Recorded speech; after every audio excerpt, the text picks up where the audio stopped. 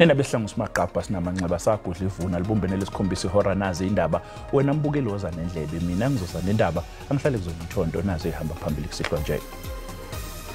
This has been a very good weekend for the ANC, both nationally and provincially, and being here in the Eastern Cape and particularly in this region, Nelson Mandela has just shown me and my other comrades that the ANC has a lot of support. Umengameli we-ANC uCyril Ramaphosa uthi zikhona ingqinamba iqembu elibhekene nazo kodwa lizophumelela mhla zingama-29 kuNhlaba uma sekuvotwa. There is an intervention team that has been appointed and they are busy with that problem. Iphini likaMengameli uPaul Mashatile uqinisekise ukuthi i-ANC sijuba ithimba ukuba liyoxazulula inxushunxushu ezenzeka kumasipala waseMachabeng esifundazweni iFree State.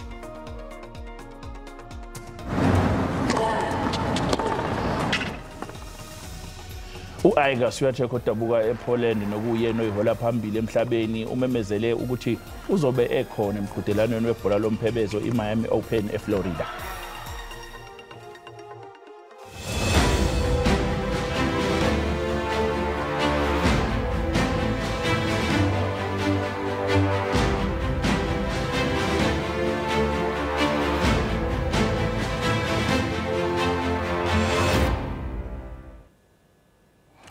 Umengameli we-ANC uCyril Ramaphosa uthi zikhona ingqinamba iqembu elibhekene nazo kodwa lizophumelela mhla zingama-29 kuNhlaba uma ngabe sekuvotwa. Ngesikhathi ekhankasa eGqeberha umengameli we-ANC uveze ukuthi lizohamba kahle ukhetho futhi uyayethemba nekhomishana engamele ukhetho i-IEC uthi ukhathazekile-ke ngezinga eliphezulu lobugebengu kulesifundazwe.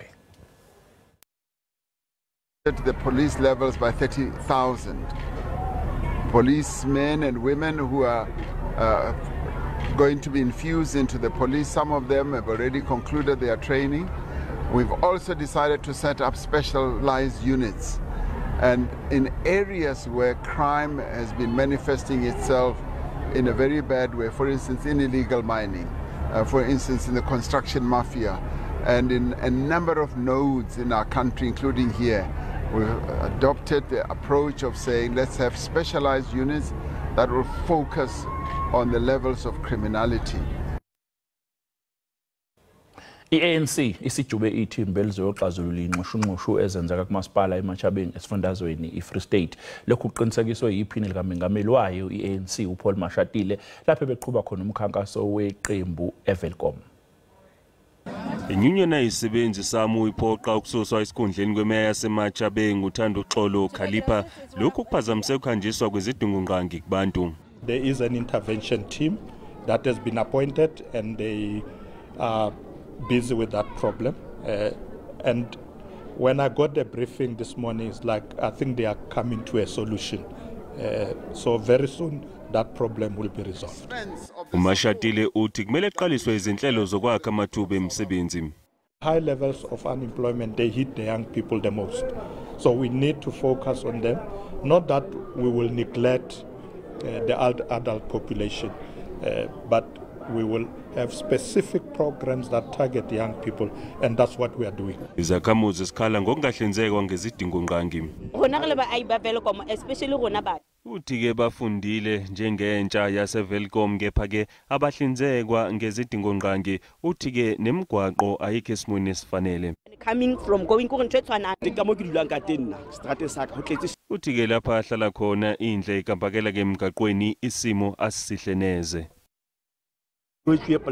Umashatile uphethe ngokuthi ukusimama komnotho kuzokwesekelwa ukwakhiwa kwengqalasizinda kuleli. Umholi we-EFF uJulius Malema unethemba elikhulu lokuthi iqembu lizokwenza kangcono esifundazweni iWestern Cape okhotho luzobanjwa nonyaka. uMalema ubekhuluma nabalandeli be-EFF eGugulethu njengoba leli qembu belethula umkhankaso walo okhetho kulesi sifundazwe. Okhethweni lwango-2019 i-EFF yazuza amavoti angamaphesenti 4 nokwenza ukuthi ithole izihlalo ezimbili esishayamithetho sase-Western Cape. uMalema ukholelwa ukuthi-ke imphumela yokhetho luzobanjwa ngoNhlaba nonyaka luzobeka isithombe esicacile sokuthi i-EFF isinabalandeli abaningi kakhulu eWestern Cape. Well, the EFF, if it's not number 1, it will be number 2 in the Western Cape. And all scientific researches have demonstrated that the DA is going to decline and lose its 50% plus majority in the Western Cape. I mean, our work here in the Western Cape is demonstrating and showing that we are a force to be reckoned with. uMalema ugxeke kakhulu iANC neDA ngezinga lobugebengu esifundazweni. Wakhala nangezigebengu eziqola amabhizinisi amancane emalokishini akhele iWestern Cape. The provincial government of the Western Cape says it wants powers of the police, but they've not demonstrated, even with the mere Metro Police, that they've got an intention to calm the situation down in relation to crime in our townships. We want the fishing community to have fishing rights. They can't stay around the sea and they don't have access to it. Uphinde wagcizelela nangesibophezelo se-EFF sokudliwa komhlaba ngaphandle kwesinxephezelo kanye nodaba lwemfundo yamahala. Umholi we-African Transformation Movement uVuyo Zungula uthi uma iqembu lakhe livotelwa ukuthi lithathe intambo zombuso lizobuyisa isigwebo sentambo. uZungula ukusho lokhu-ke ngesikhathi ethula umqulo wezethembiso zokhetho phambi kwabalandeli beqembu eJabulani eSoweto nalapho bekhuluma khona ngobugebengu, umnotho, ezempilo kanye nokunye. Iqembu lezombusazwe i-ATM lethule umqulo walo wezethembiso zokhetho eJabulani eSoweto nalapho umholi waleli qembu ekubeke kwacaca ukuthi bazobhekana ngqo nobugebengu ngokubuyisa isigwebo sentambo. We are making again no apology on the question of a death penalty. A death penalty is going to be a reality under the ATM government. Because under the ATM government, we are not going to protect people who do not respect the right to life of others. uZungula uphinde watshela abalandeli beqembu ukuthi bawuchithe umbono wokuthi Eskom izosimama uma isezandleni zezinkampani ezizimele, wengeza nangokuthi ke lelizwe alinayo inkinga yohlelo lokucisha konga ugesi kepha linenkinga yabaholi. People, we do not have a problem of load shedding in our country. The only problem we have leaders in our country that want to profit from your suffering as a people. That is why they deliberately sabotage iEskom. Leli qembu liphinde lahlaba ikhwelo malungana nokudliwa komhlaba ngaphandle kwesinxephezelo. We must never negotiate on the question of the injustice of land dispossession. That is why we are saying land expropriation without compensation. Njengamanje i-ATM inezihlalo ezimbili ePhalamende likazwelonke. Umholi we-Azapo Nelvis Qakema uthi eminyakeni engamashumi-30 elakuleli libusa uhulumeni wentando yabantu awukho umehluko bekhona kunalokho indle ensundu iyaqhubeka nokuhlazeka. Kusho lokhu namhlanje ethula umqulo wezethembiso zokhetho eWestern Area eGoli. Inhlangano iAzapo ichaze kabanzi malungana nokuzibophezela ngokweqiniso kubantu. Umholi weqembu Nelvis Qakema ukhumbuze bonke abathamele umbuthano ngemvelaphi yeqembu. This movement of Biko is the one that crafted and built the foundations of this democracy. We were tortured, we were imprisoned, but not only that, but also we were killed. Ugcizelele wathi Azapo yakhokha okodlule ezinye izinhlangano ngesikhathi sobandlululo. 30 years into democracy, black people still have not regained, restored their humanity and dignity. That is why we are the only ones who live in shacks. That is why we are the only one with children who are street kids, so-called. That is why we are the only one who have children who are learning in mud schools. Uqakema uthi eminyakeni engamashumi-30 edlule akukho kushintshile kubantu bebala elinsundu ngaphansi kukahulumeni we-ANC. Leli qembu lithi kuyihlazo ukubonela kuleli lihlupheka ngaphansi kukahulumeni webala elinsundu. Mbukile sathi yeqo eyitolo kanti manje sibuya sizokuphathela udaba oluthi. We are saying to our people, even when they cough, they must close their mouth. Because this is very serious. Uhulumeni unxusa ukubeseka inhlelo zokulwisana nesifo sofuba njengoba namhlanje umhlaba ugubha usuku lwesifo sofuba.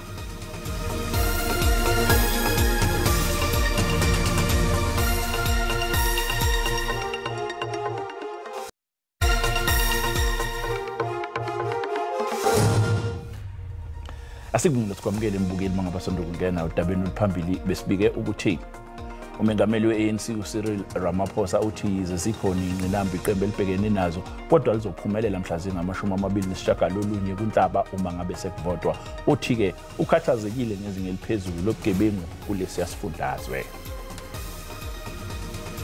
Mbukela sikhumbuze ukuthi lezi ndaba ezifundwayo njengamanje zikhona ku-YouTube na ku-SABC Plus. Wena ngena kuzona uyicinga amagama athi SABC izindaba na kanjani uzoyithola njengoba zinjalo. I-IFP ithi izobathathela inyathelo abaholi abangenzi kahle kodwa ithi-ke idinga ubufakazi ukuze yenze lokhu. Lokho kulandela ukukhishwa kwestatimende i-ANC esifundazweni isoli imeya yomasipala wesifunda iZululand uThulasizwe Buthelezi ngokunukubeza ngokucansi. Njengoba lisondela ukhetho likazwelonke amaqembu ezombusazwe aqinisa imikhankaso yawo. Lesifundazwe sihlonzwe njengesimqoka kakhulu kulolu khetho. I-IFP ifuna ukuqinisa ukwesekwa kwayo esifundazweni. Leli qembu liyise umkhankaso walo eMoyo River oholwa ANC. Izakhamuzi zalomphakathi zentula amathuba omsebenzi. Siyokhumbula ukuthi eThekwini wat 99 nase umzi wabantu kod 11 sathola ukwesekwa nala kumgungundlovu kwathula lapha eMsunduzi sathola ukwesekwa. Manje lento kusiphonsela inselelo ukuthi njengeqembu lenkatha besiqhele kakhulu ebantwini.